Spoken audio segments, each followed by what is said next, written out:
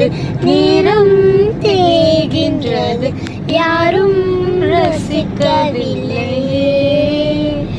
சின்ன கண்கள் மட்டும் உன்னை காணும், தென்றல் போகின்றது, சோலை சிரிக்கின்றது, யாரும் சுகிக்கவில்லையே.